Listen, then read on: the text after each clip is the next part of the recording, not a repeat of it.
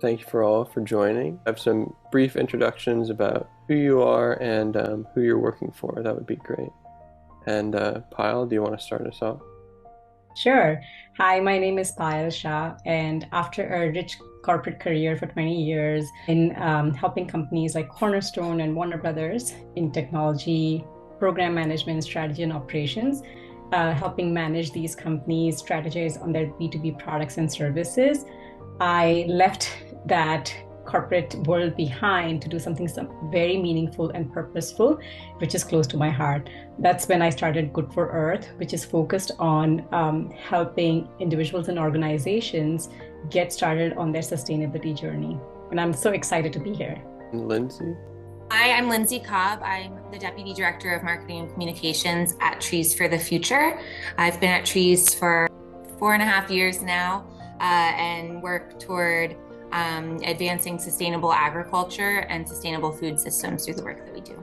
Awesome. And then just brief intro on me. My name's Jack, and I am the partnership lead here at Good for Earth. So I kind of help start these connections with Good for Earth and various nonprofits. Lindsay, can you kind of just tell us about maybe a brief introduction about what Trees is and kind of how it got started?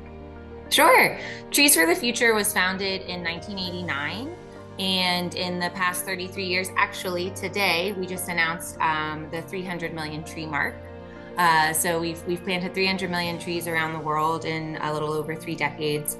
Today, our work is focused primarily in Sub-Saharan Africa on what we call the forest garden approach. And that's really a focus on training farmers across West and East Africa in sustainable agroforestry techniques so that we're able to address the root cause of a lot of the problems that we see, including, not only environmental degradation and land desertification, but also poverty and nutrition at the same time. So we're really able to address the root cause being unsustainable land use. And so over 4 years of our training program, farmers learn to restore their own property by establishing forest gardens made up of thousands of agroforestry, fruit and nut trees. And then within that forest garden, they're growing dozens of species of food and resource crops to support them and their family. They're eating those, eating the food that they're growing, as well as selling it in the community for a sustainable or reliable income. Awesome. And Pyle, can you kind of just tell me about what attracted Good for Earth to this partnership with Trees? So, Good for Earth is really focused on environment sustainability.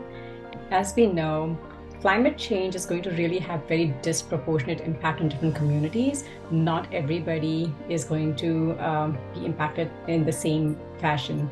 What really attracted me to Trees is they not only just help plant trees, but actually, train farmers, but they are invested in long-term building resilience for the communities who are most impacted by climate change. And that is absolutely important. And I really believe in the cause.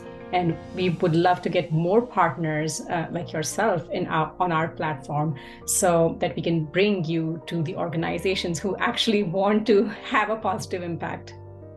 Awesome. And then going back to you, Lindsay, can you share like an example of maybe a community or even a family that you guys have worked with and kind of how you've helped and the steps you've done for them?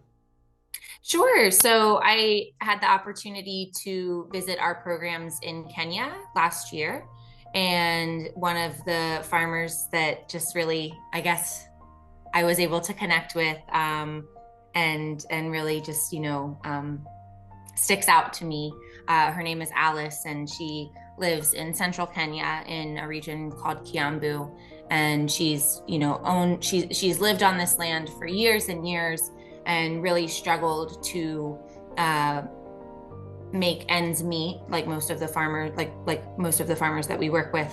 The land is degraded, water access is difficult, the resources that farmers need to actually be able to succeed in the agricultural market that has been established globally is really expensive. So, affording all of those inputs like chemical fertilizers, GMO seeds, all of that, is a really high barrier to entry. And so farmers like Alice are left struggling to be able to not only grow enough food for their family, but succeed on the land economically. And so when I visited Alice, she actually had just finished our program. So she was past the 4-year mark. And it's just incredible to see the transformation that happens on these farmers' land, especially when you're driving through farming communities and you see what everybody else is doing, growing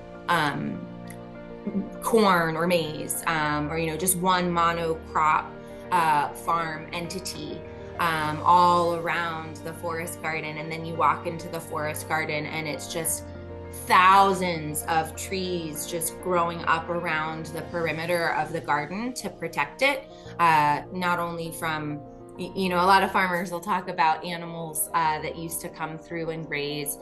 So those living fences really stop that disturbance, but it's also, a wind barrier. It helps cut down on pests that would travel on the wind and come to the garden. So the living fence around the forest garden is really beneficial in a lot of ways. And then once you come through that living fence, there's just garden bed after garden bed, what we call permagarden beds. And permagarden just means, permanent agricultural practices. So rather than growing an annual that you have to plant year after year, the farmers are encouraged to plant foods that are going to come back year after year. And so Alice, just had amazing productivity on her land. And actually, I didn't get to meet her kids and her grandkids because they were at school. And that's a really happy thing that we get to witness a lot, because farmers in this part of the world often are unable to afford the fees to send their children to school. And because it is such a challenge to make their farm profitable, they need the support of the children on the land. And once their forest garden is up and running and they're thriving, they're able to spend that added income that they have on school fees, and their kids are able to go and get an education all the way up through the university level, and then either come back to the family farm because that's what they want to do, or move on and work somewhere else. Wow, this is so fascinating. You've touched so many different parts, which is not only just, a different way of agriculture, but the livelihood and education and helping women and kids. It's fantastic. Yeah. Lindsay, could you also briefly touch a little bit more on specifically what this agroforestry and forest garden approach is?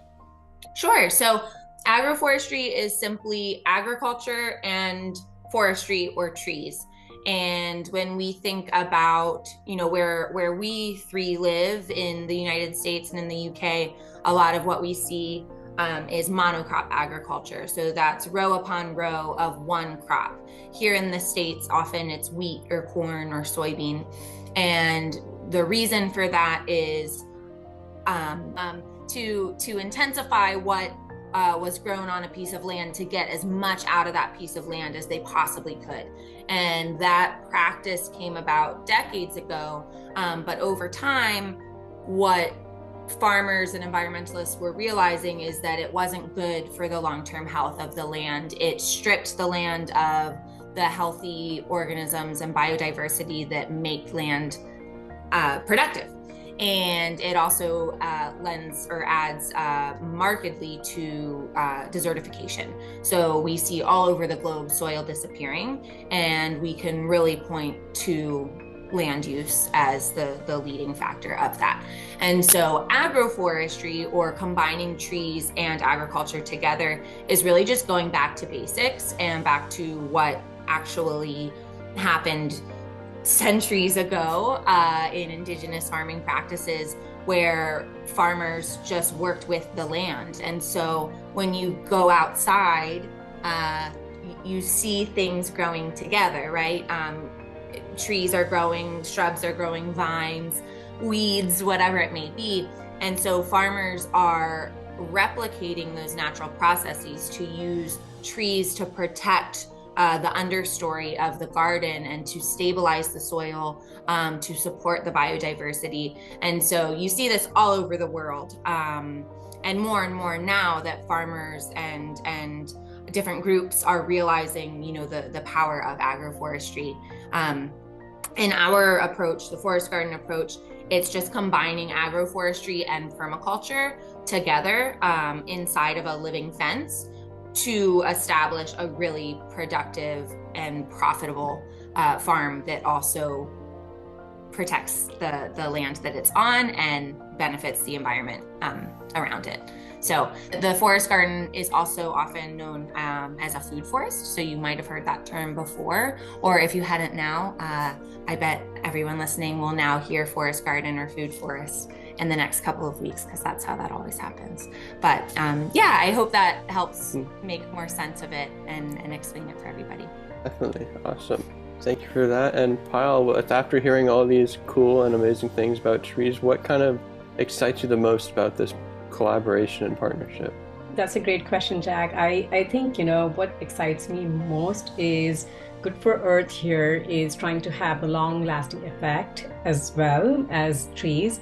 This organization not only is invested in environment sustainability, but also long-term community resilience. So that is absolutely something that I really am excited about, this collaboration. So once we have them on our platform, we can make sure other organizations know about them and help with this cause.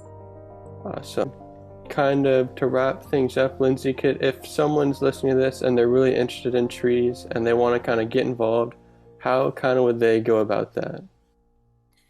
First off, I just want to say, thank you so much for your partnership and your support. That's really what makes Trees for the Future capable of doing what we do. And so we're really grateful for the partnership and the support. And to answer your question, Jack, anybody who's interested is welcome to go and visit our website, trees.org, super simple, to learn more. And I really just encourage everybody to learn more about sustainable practices wherever that might make sense in their lives. And as you learn more about Trees for the Future and our approach and the farmers that we serve, we would absolutely be honored to have your support as a donor or an ambassador to help spread the word of the organization. And you can learn all about all of that at trees.org. And it's very easy to go and read farmer stories or click that donate button or navigate over to our social media channels to follow us just day to day for your little dose of trees. Awesome. Thank you. That was all the questions I had. Pyle, if you had anything else, that was... No, thank you so much, Jack, for taking a lead on facilitating this conversation. It was just wonderful. And Lindsay, thanks again for your time. Thank you, Pyle. It's so nice to be here. Thank you for having me. And like I said, thank you for the partnership. We're really excited.